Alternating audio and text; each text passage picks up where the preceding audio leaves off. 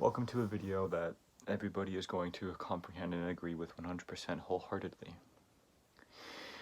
I'd like to begin with saying that if Gen Z doesn't revolutionize, then absolutely nobody will in the US anyway. We live in times where everybody's sad and doesn't know what to do with themselves. All we want to do is get followers, get attention, get money, maybe not, I don't know. We've been growing up with excessive advertisements our whole life, but most of the world has, ever since for a pretty long time anyways. And we've lost meaning because we don't know what to appreciate, really.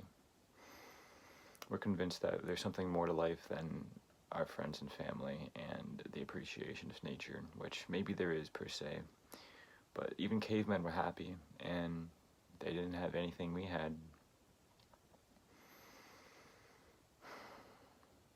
So, it doesn't seem like our generation knows how to think well into the future. If there's something they want to change, they're the ones that are capable of doing so. If they want to stop climate change, they're going to have to stop driving their cars and buying them in the first place. We all know what climate change is, and I guess, whatever, yada yada.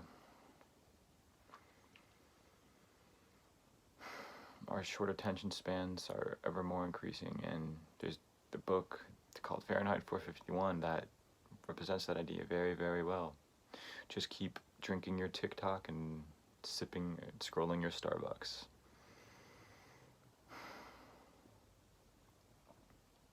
We also just eat tons and tons of food with chemicals that are addictive and raise your hormonal level,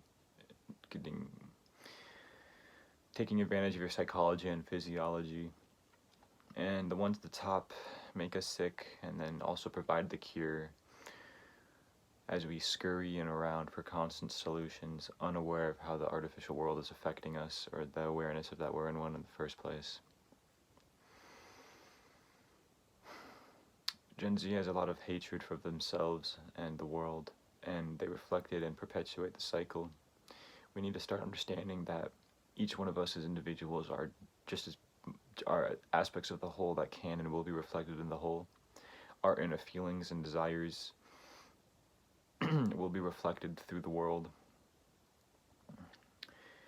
If we want to fix that, we don't fix the world, we want to fix the people on it, but the people on the world don't necessarily seem to want to be fixed because they don't want to accept there's anything wrong with them. So we have to come up with petty issues like figuring out what gender we are, and I don't even know, man.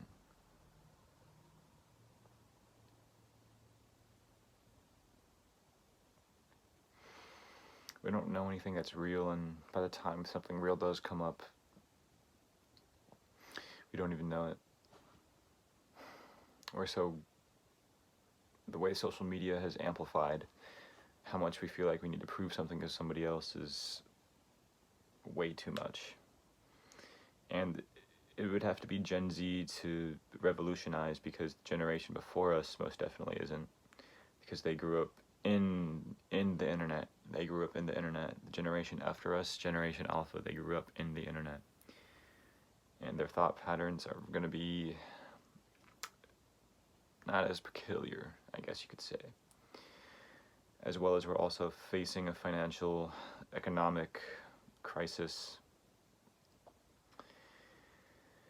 I'm not trying to say I think I know everything, and I really don't know exactly how the entire world works, but I have at least a little bit of a clue.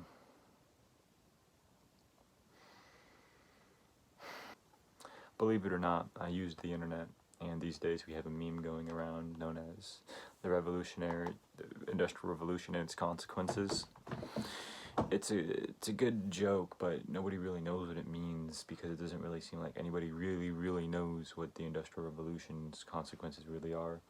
And so now we name it under stupid posts of some video that has nothing to do with it, and the term becomes watered down. Nobody knows what it means, really. We have gone through an industrial revolution, but what we have not gone through is a revolution of wisdom. And I don't really know if we ever will as a society. Because it doesn't seem that doesn't really seem like that's what society does,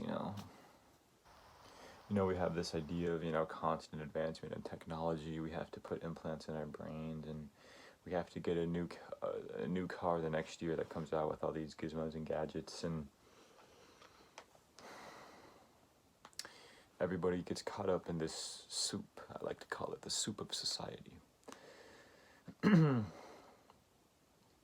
Everybody's going to go improve and advance the world, but at the cost of what? Their happiness. And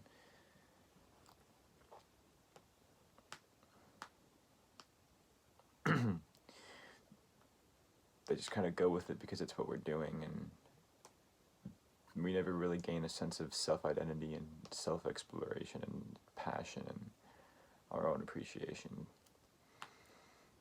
We've always been in advancement. You're always going somewhere and doing something. You're going to school, you're going to work, you're going to your sports game, which I'm not gonna try to convince you that it's unenjoyable, but you're playing a game made by somebody else in order to entertain yourself. So what we like to do is just constant entertainment and endless entertainment, constant advancement.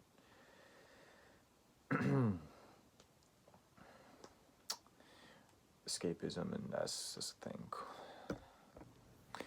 With all these problems we face as a society, it's not really like we need something in the future that we don't already have.